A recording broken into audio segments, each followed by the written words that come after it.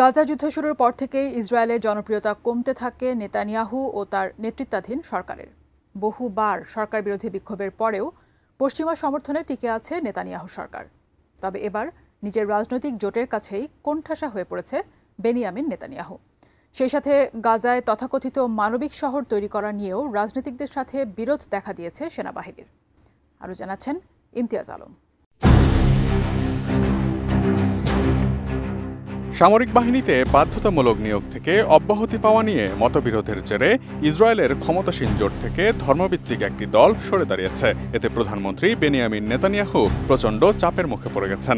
পার্লামেন্টে এখন নেতানিয়াহুর জোট সরকার খুব সামান্য ব্যবধানে সংখ্যাগরিষ্ঠতা ধরে রেখেছে। যদিও গাজায় সম্ভাব্য একটি যুদ্ধবিরতির জন্য প্রয়োজনীয় রাজনৈতিক সমর্থন এখনও নেতানিয়াহুর হাতেই আছে। ধর্মীয়ভাবে অতিরক্ষণশীল শিক্ষার্থীদের ভবিষ্যতে বাধ্যতামূলক সেনা প্রশিক্ষণ গ্রহণ থেকে অব্যাহতি পাওয়ার নিশ্চয়তা না দেয়ায় ক্ষুব্ধ ইউনাইটেড তোরা জুডাইজম বা ইউটিজে দলের ৬ সদস্য গেল সোমবার রাতে পদত্যাগপত্র জমা দিয়েছেন। তারা পার্লামেন্টের কমিটি ও মন্ত্রণালয়ের বিভিন্ন পদেও অধিষ্ঠিত ছিলেন। ইউটিজের ঘনিষ্ঠ মিত্র দ্বিতীয় আরেক চরম রক্ষণশীল দল শাস একই পথে হাঁটতে পারে। সেটি হলে নেতানিয়াহু সরকার পার্লামেন্টে সংখ্যাগরিষ্ঠতা হারাবে। ইউটিজের আইন প্রণেতারা বলছেন তাদের পদত্যাগ ৪৮ ঘণ্টা পর কার্যকর হবে। সংকটের একটি সমাধান খুঁজে বের করতে তারা প্রধানমন্ত্রী নেতানিয়াহুকে এই সময় দিয়েছেন। কয়েক মাস ধরেই বিষয়টি নিয়ে ইসরায়েলের জোট সরকারের মধ্যে টানাপোড়েন চলছিল।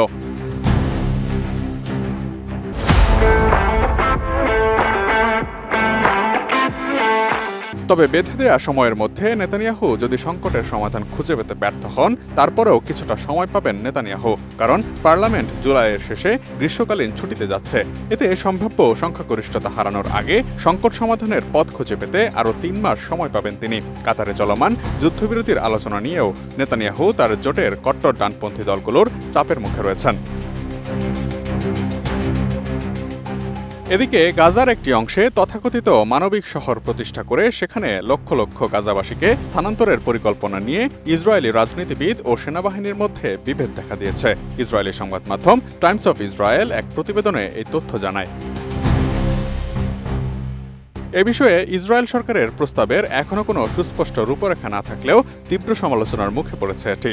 কেউ কেউ এই প্রকল্পকে অত্যধিক ব্যয়বহুল ও সেনাদের জন্য ঝুঁকিপূর্ণ বলে দাবি করেছেন। ইসরায়েলের সাবেক প্রধানমন্ত্রী এহুদ ওলমার্ট সহ ইসরায়েলের অধিকাংশ মানবাধিকার কর্মী ও নাগরিকরা এটিকে কনসেন্ট্রেশন ক্যাম্প বা বন্দি শিবিরের সঙ্গেও তুলনা করেছেন। ইসরায়েলি সংবাদ মাধ্যমগুলো জানায়, আইনি ও যৌক্তিক জটিলতার কারণে এবং এই পরিকল্পনা গাজায় জিম্মি বিনিময় সংক্রান্ত আলোচনার ক্ষতি করতে পারে এমন আশঙ্কায় সেনাবাহিনী এর বিরোধিতা করছে। এই প্রকল্পের সম্ভাব্য ব্যয় ধরা হয়েছিল ১০ থেকে ১৫ বিলিয়ন নিউ শেকেল বা প্রায় ৩ থেকে ৪.৫ billion dollar. Imtiaz Alam, desk report, ATN news.